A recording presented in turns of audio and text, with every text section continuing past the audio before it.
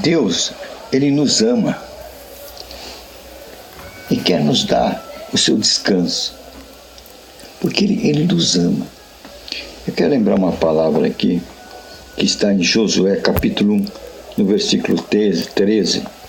Josué fala para os israelitas: lembrem-se do acordo feito com Moisés, servo do Senhor, quando o Senhor deu a vocês descanso nesta terra, neste lado do Jordão.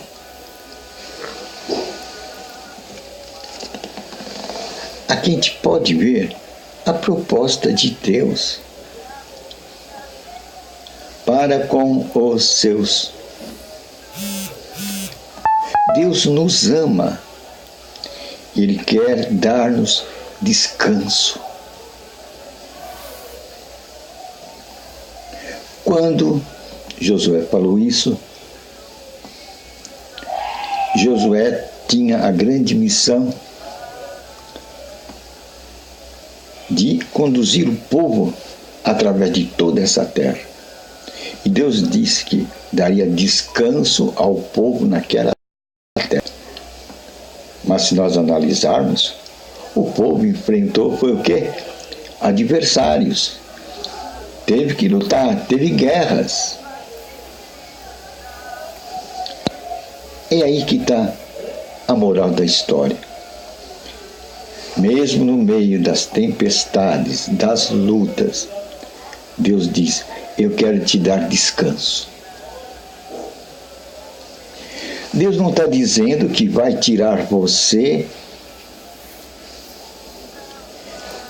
do vento, da chuva, das tempestades, mas Ele está dizendo que Ele vai dar descanso a você. Mesmo que você tenha que travar batalhas, como Josué. Josué teve que travar batalhas para conquistar aquela terra prometida. E Deus diz: eu darei descanso a vocês. Então, o ensinamento claro está aí.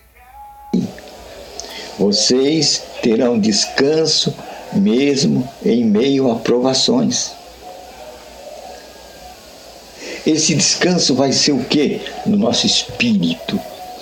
A nossa alma vai estar tranquila, nosso espírito vai estar tranquilo. Mesmo que os ventos soprem forte e agitem o nosso barco, a gente vai saber, o nosso barco não vai afundar. Por quê? Porque Deus garantiu. Deus está conosco. É essa noção da presença de Deus que temos que pôr diante dos nossos olhos, e Ele quer que ponhamos Ele diante dos nossos olhos. Jesus disse: Ele sabe até os cabelos que você tem na sua cabeça. Quando Jesus falou isso, é que Jesus tinha uma visão de Deus, da grandeza de Deus e da proximidade de Deus, e queria passar essa mensagem para os seus discípulos. Não tremam, pequeno rebanho. Aprove a Deus dar-lhe o seu reino. Quer dizer, Deus está conosco. Ele acampa-se ao redor dos que o temem e os livra. O seu barco não vai afundar. Este ensinamento levou Jesus naquela tempestade a ficar dormindo. Ele dormia na tempestade. Enquanto os discípulos viam perspectiva de morte, estavam desesperados, porque não conseguiam pôr o barco no rumo. O barco ficou desgovernado. E eles esgotaram suas forças. Confiaram na sua força e não deu certo. E Jesus dormia. Qual o fundamento que fazia Jesus dormir na tempestade? Jesus sabe o Deus que tem. Jesus conhece o seu Pai. Aí que está. E depois os discípulos foram ter com Jesus e disse: não te dá conta que nós estamos a perecer? Jesus levanta, dá a ordem, o vento cessa, as ondas param de bater no barco. E o barco toma o seu rumo. Que homem é esse que dá ordem aos ventos? E as vagas do mar lhe obedecem? Aí Jesus falou: homens de pequena fé. Grandes ensinamentos Jesus está dando para os discípulos. Primeiro, que Deus está conosco. Onde quer que estejamos, Deus está com o seu povo. Lembra que conversou com Deus foi Abraão? Se tiver 10 justos, tu destrói. Não destrua. Se tiver um justo, tu destrói. Não, se tiver mesmo um justo, eu não destruo. Porque Deus está com os seus. Jesus queria passar isso para os discípulos. A proximidade de Deus. Isto quer dizer que Deus nos protege nas nossas angústias. E quando passarmos pelo fogo, Ele estará conosco. Pela multidão das águas, Ele estará conosco, porque Ele nos ama. Diz as Escrituras que Deus amou o mundo. Note bem, Deus amou o mundo. Não está dizendo que amou a igreja, a denominação, a tradição, o sistema religioso. Deus amou o mundo de tal maneira que Ele deu seu Filho para quê? Todo aquele que nele crê não morra, mas tenha a vida eterna. É esse presente que Deus quer trazer para nós. Eu amo vocês. Eu quero dar vida eterna para vocês. Para isso Ele programou Jesus Cristo. E diz Apocalipse, capítulo 5, sempre eu ponho o capítulo 5, o versículo 9, que Jesus nos comprou para Deus. Olha, Jesus nos comprou para Deus. E depois fez o quê? Nos colocou no seu reino. Fomos colocados no reino de Deus por Jesus Cristo. É por isso que em Apocalipse, em alguma parte, diz que todos os reis tirarão a sua coroa e vão depositá-la nos pés de Jesus Cristo. E quem são esses reis? Eu e você. Diante do ponto de vista de Deus, você e eu somos reis e sacerdotes. Reinaremos nesse mundo. Com que instrumento nós vamos reinar neste mundo? Com o instrumento da fé. É a fé que vai trazer a força do sobrenatural, do mundo espiritual a nosso favor. E fé é coisa difícil? Não, fé é coisa muito simples. É simplesmente acreditarmos na palavra de Jesus Cristo. Se nós agirmos na palavra de Jesus Cristo, diz as Escrituras que Deus confirma a palavra dos seus servos. Deus confirma a palavra dos seus servos. Em outras palavras, está dizendo, se nós confiarmos na palavra de Jesus Cristo, nós vamos ter vitória.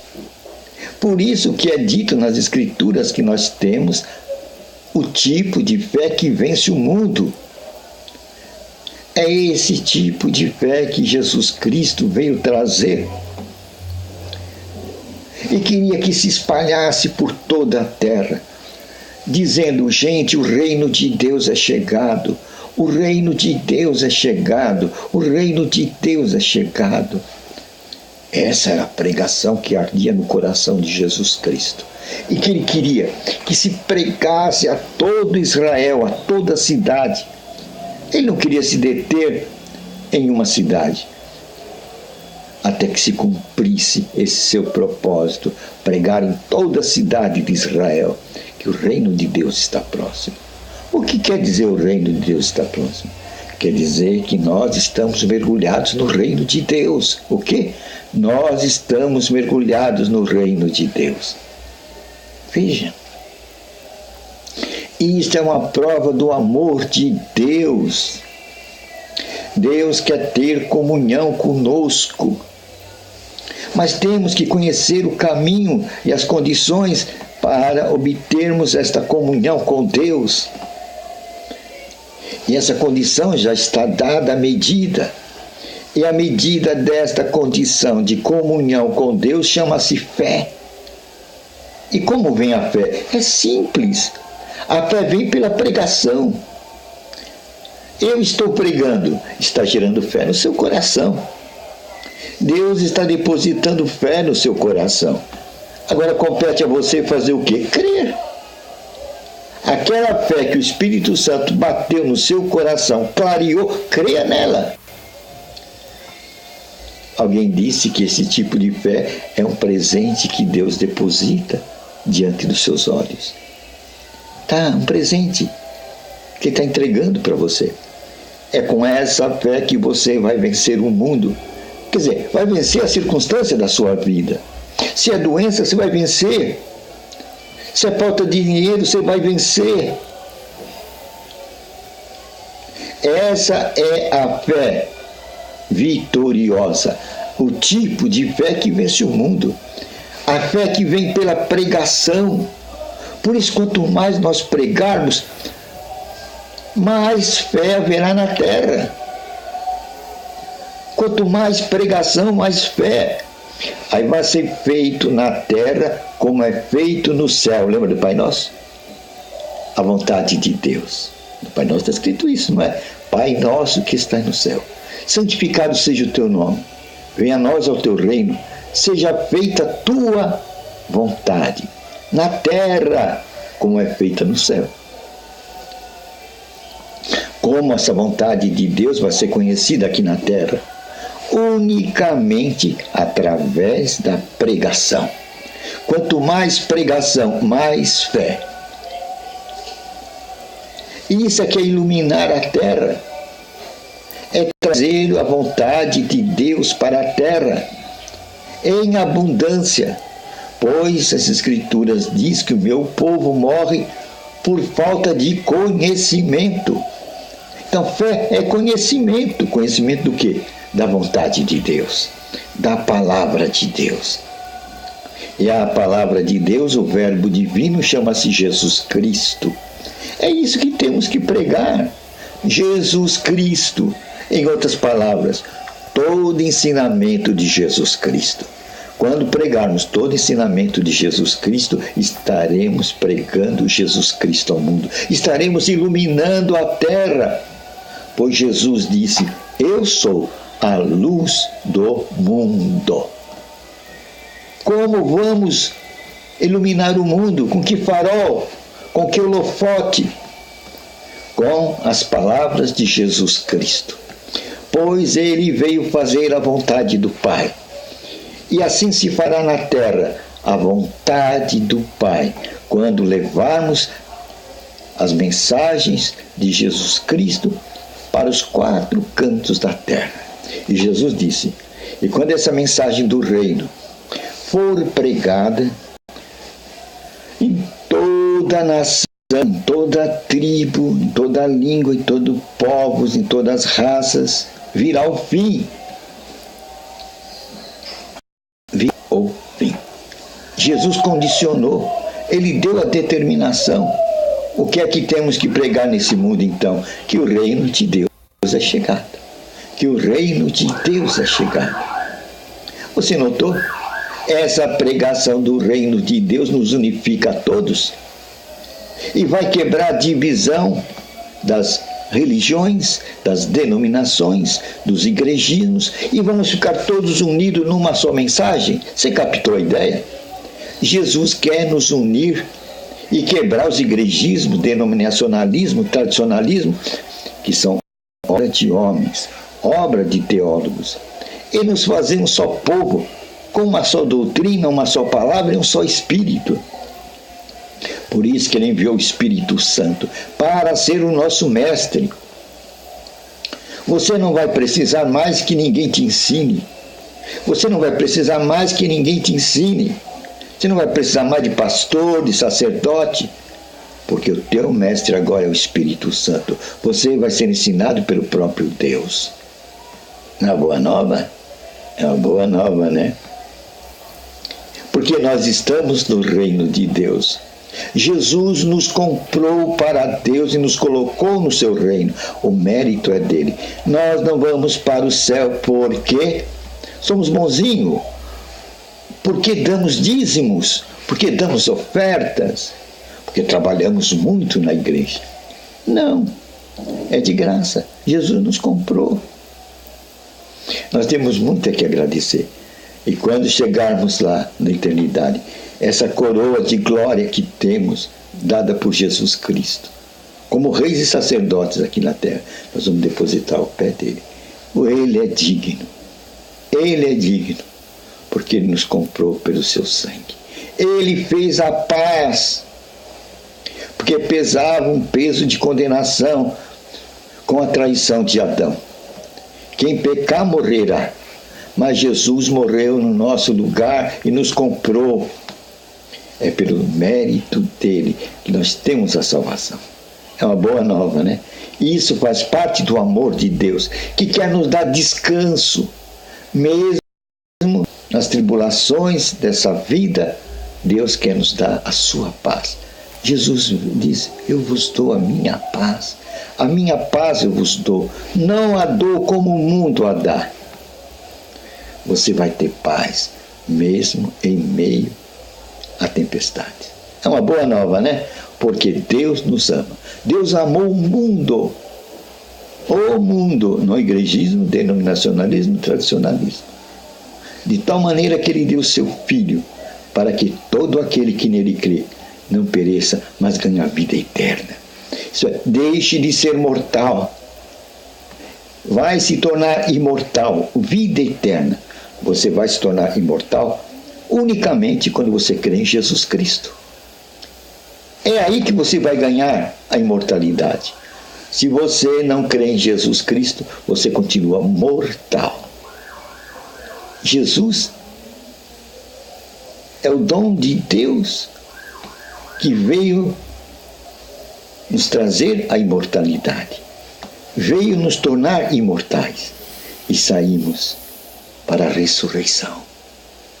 Pois ele diz: a ressurreição e a vida. Ele pode dar-nos, unicamente ele, a ressurreição, a vida eterna. Quando? Com a condição? Crermos nele. E ele está configurado nas suas mensagens, nas suas palavras, dentro do Evangelho. Porque Deus amou, que deu o seu Filho unigênito, para que todo aquele que nele crê não pereça, mas tenha a vida eterna. Valeu, né? Vimos o amor de Deus, o descanso que Ele quer nos dar, a paz de Jesus Cristo, o sabá de Cristo, o seu descanso em meio às tribulações dessa vida. Nós gozaremos de paz e descanso. Essa é a vontade de Deus. E nós proclamamos hoje, e estamos sabendo. Nós temos que agradecer. Senhor, obrigado por essa mensagem que Deus nos ama. E Deus quer nos trazer o sabá, o descanso para o nosso espírito. Mesmo que soprem sobre a nossa rocha, chuvas, ventos batam, as ondas do mar batam sobre nossa rocha, mas ela estará firme, nos aguentando, e nossa casa, fundada na rocha que é Cristo, não cairá.